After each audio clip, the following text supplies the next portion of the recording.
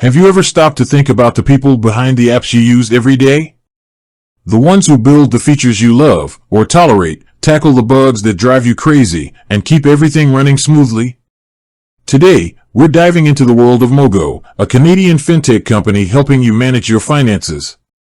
But before we explore their services and features, let's get a sense of scale. How big is the Mogo team? How many people make this financial app tick? Now, Mogo isn't a household name like some tech giants, but they're making waves in the financial technology space, particularly in Canada.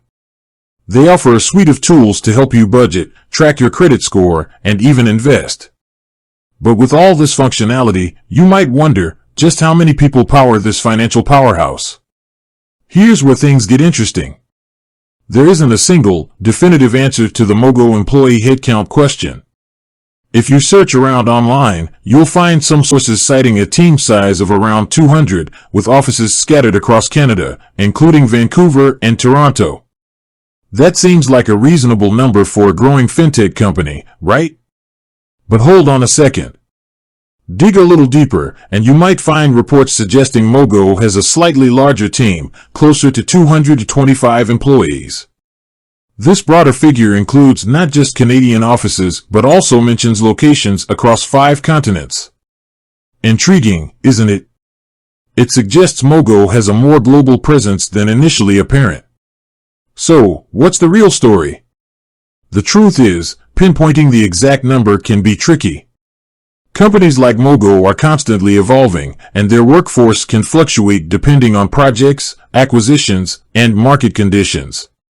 There might be temporary contractors or remote teams that aren't always reflected in official headcounts. Here's what we can say for sure: Mogo is a growing company with a dedicated team behind it. Whether it's 200 or 225 strong, these are the individuals who shape the Mogo experience for millions of users. But the story doesn't end there. The number of employees is just one piece of the puzzle. What about the company culture?